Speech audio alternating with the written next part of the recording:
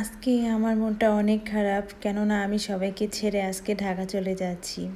Hi everyone, সবাই কেমন আছেন? আমি আছি আলহামদুলিল্লাহ ভালো। আপনারা কেমন আছেন একটু বলবেন। বাট আমার একটু মন খারাপ, একটু না অনেকই মন খারাপ, কারণ অনেক দিন পরে আমি মানিকগঞ্জে বাবা মা ভাই ভাবিদের কাছে এসেছি। আর অনেক দিনই থাকলাম, আমার কাছে এই 12 দিন অনেক দিন। তো একটুকু আমি থাকতে পেরেছি, আবার সেই কবে আসা হবে জানি না। তো আমার ছোটো খালা বলল যে সামনে মাসে আসবো, হয়তো বা আমার 1 রাত বা 2 রাতের জন্য আসা হতে পারে, কিন্তু এত লং টাইম থাকা হবে না। যাই হোক, সবসময় তো আর বাবা বাড়ি থাকা যাবে না সেটাই, কারণ বাবার বাড়ি ঘুরতেই আসা যায়, এখানে তো আর সেভাবে থাকা যাবে না। তো নিজের বাসায় তো চলে যেতে হবে। যাই হোক, এটাই তো মেনে নিতে হবে। তারপরেও যে মন খারাপ, না মন খারাপটা তো হবেই। ছোটোবেলায় আগে নানু বাড়ি থেকে যখন ঢাকায় চলে আসতাম, আব্বু আম্মু নিয়ে আসতো, কী যে কান্নাকাটি করতাম, নানু বাড়ি আরও 2টা দিন থেকে যাই, আরও একটা দিন থেকে যাই, কিন্তু এই কান্নাকাটির কোনো মূল্য ছিল না। কান্নাকাটির পরেও কিন্তু রাখা যেত না। কিন্তু এখনকার বাচ্চারা যদি কান্নাকাটি করার আগে বলে হ্যাঁ হ্যাঁ থাকবো, আরেকদিন থেকে যাই। যাই হোক, আগের অনেক কিছুই তো আর এখন কিছু তো মিলবে না, তাই না? তো অবশ্যই চেঞ্জ হয়েছে। যাই হোক, আমি সবাইকে মিস করতেছি। আর বিশেষ করে সকালে একজনের কথা শুনে আমার আরও বেশি মানে মানে কথাটা মনে পড়ে যাচ্ছে। যে বলতেছে আমি একজন মানে আমি আমাদের এলাকার কয়েকটা কাকি আছে, ওনাদেরকে বলছি যে আপনাদেরকে একটা খেলা খেলাবো আর আমি ভিডিও করব। এটা বলে রাখছি ঢাকা থেকে যাওয়ার পরই, কিন্তু উনি আজকে সকালবেলা আসছে এমনি আমার কাছে শাক দেওয়ার জন্য। তো দেওয়ার সময় বলতেছে যে কি করো, বসে আছো নাকি? আমি বলতেছি হ্যাঁ বসে আছি, চলে যাব। তাই মনটা খারাপ। পরে বলতেছে যে চলে যাবা, তুমি না বললা আমাদেরকে কিছু খেলাবা। পরে আমি বললাম হ্যাঁ আপনার মনে আছে কাকি, হ্যাঁ খেলাবো, দেখি সামনে যখন আসবো তখন কোনো কিছু মানে সামনে আসলে তখন। বলতেছে তুমি বললা, আমরা তো সবাই তো ভাবতেছি যে এই বয়সে খেলবো, অনেক মজাই হবে। আমি বললাম কাকি সময়ের সাথে পেরে উঠলাম না, তো তাই এই ভিডিও নিয়ে খুবই ব্যস্ত, তাই পড়ে গেছি। তো বাড়িতে যাওয়ার পরে ভিডিওগুলো করার জন্য সহযোগিতা রাজি আপু, সিনথিয়া তো আমাকে খুবই হেল্প করছে। আমি তো মনে করেছি বাড়িতে যে একা একাই ভিডিও করতে হবে। এখান থেকে ছোটো খালাতোবাও বলে দিছে যে একা একাই তো ভিডিও করতে হবে, অতটা ভিডিও করতে পারবা না আমরা যেহেতু নাই। তারপরও ওরা আমাকে হেল্প করছে। রাজি আপু অনেক হেল্প করছে। আর সিনথিয়ার কথা তো বলার বাইরে, ওর কথার বইলা লাভ নেই। ও তো মানে কাজের ফাঁকে ফাঁকে আমি ওর দিয়া ধরে ধরে বসে বসে ভিডিও করি, অনেক কষ্ট দিয়েছি। আর রাজিয়া আপু বলেছে বা ওর যারা ইয়ারা আছে তাদেরকে সবার কাছে আমার চ্যানেলটা প্রচার করেছে, তার জন্য রাজিয়া আপুকে তো অসংখ্য ধন্যবাদ। যাই হোক, একটা ছোট চ্যানেল আস্তে আস্তে বড় করার জন্য আসলে অনেক কষ্ট, যা বলার মতো না। হুট করেই যে আমি একজন ইউটিউবার হয়ে যাব আসলে তাও না। তারপরও আমি এই লাস্ট 28 দিনের মধ্যে 2000 প্লাস, সরি 200 না, 2000 প্লাস সাবস্ক্রাইব হয়ে গেছে। মানে আমি বুঝতে পারিনি যে এত কষ্টের মধ্যেও এত দ্রুত সাবস্ক্রাইব বেড়ে যাবে। আর এখন তো বলার বাইরে, এখন সব কিছুই তো একবার যেহেতু আশা ধরছে, সাবস্ক্রাইব ওয়াচ টাইম তো একজন মানে একটা ইউটিউবার বলতেছিল যখন একবার আশা ধরবে তখন আসলে দেখবেন যে এ শুধু আসতেছে আসতেছে। আল্লাহর রহমতে সত্যি তাই। আমার ভিডিওগুলো কেমন হয় জানি না, অনেকে বলে নিজের ভিডিও কিন্তু নিজে দেখে না, বাট আমিও সেই রকম একজন মানুষ। আমার ভিডিওগুলো আমি দেখি না, কারণ এটা আসলে দেখা ঠিক না, তাহলে এটা চ্যানেলে প্রবলেম হয়।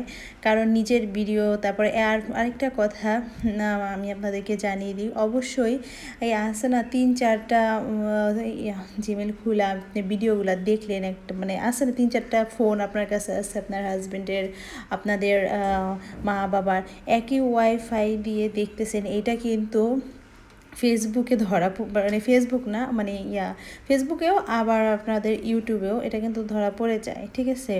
ওরা ধরে রাউটারটা, যে এক রাউটার দিয়ে কয়জন দেখতেছে, ঠিক আছে? এটা আমার আর শুরু থেকে জানা ছিল। তাই সেই ক্ষেত্রে আমি আমার ভিডিওগুলো যখন আপলোড দিই তখন থেকে আমি এই কাজটা করি না, যে আমার এই ভিডিওগুলো আমি দেখি না। আর আমার বাসার যারা যারা আছে সবাইকে ধরে ধরে যে দেখাবো, সেই কাজটাও আমি করি না।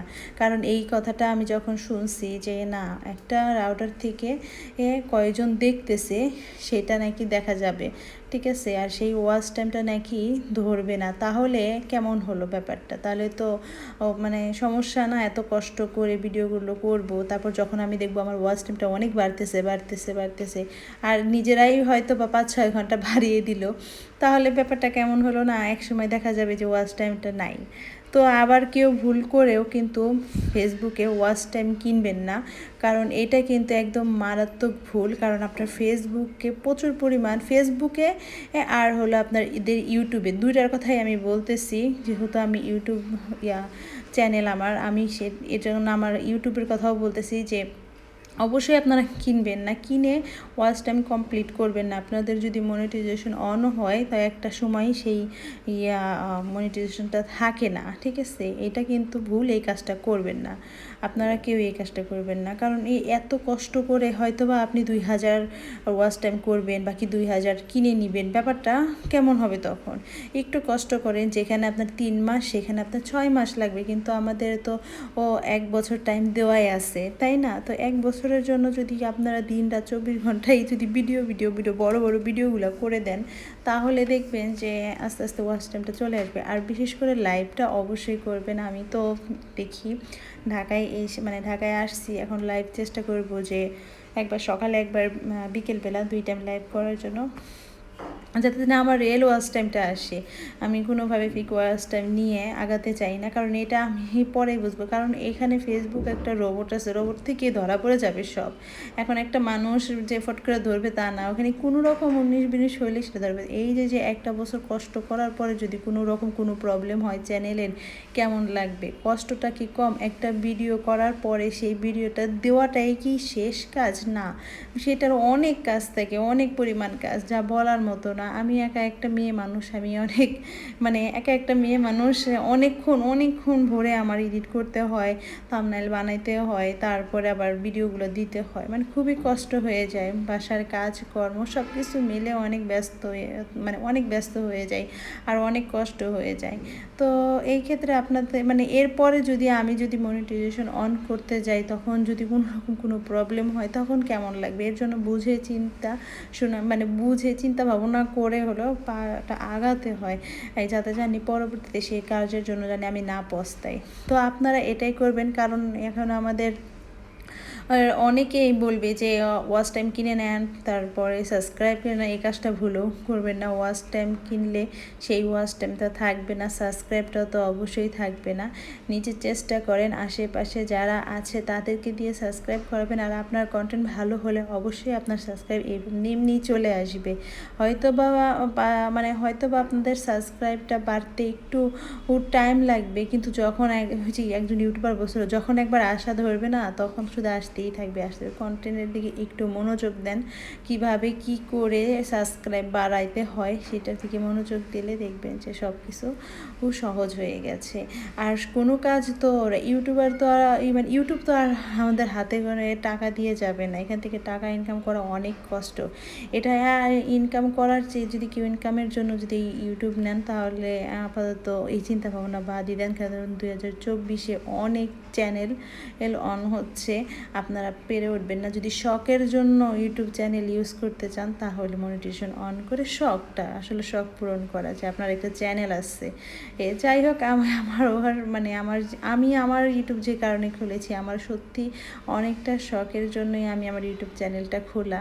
তো আমার ইউটিউবটা অনেক ভালো লাগে, আমি পেজ নিয়ে অনেক দিন কাজ করছি। তো এখন ইউটিউবটা আমি অনেক দিন ধরে ভাবতেছিলাম ইউটিউবে কাজ করব, কিন্তু ওরকম মানুষ পাইনি। তো আমাকে একজন আমার ইউটিউবটা পুরো সেটিং করে দিয়েছে, খুবই তাকে অসংখ্য ধন্যবাদ, কারণ এত সুন্দর করে সেটিংটা করে দেওয়ার জন্য।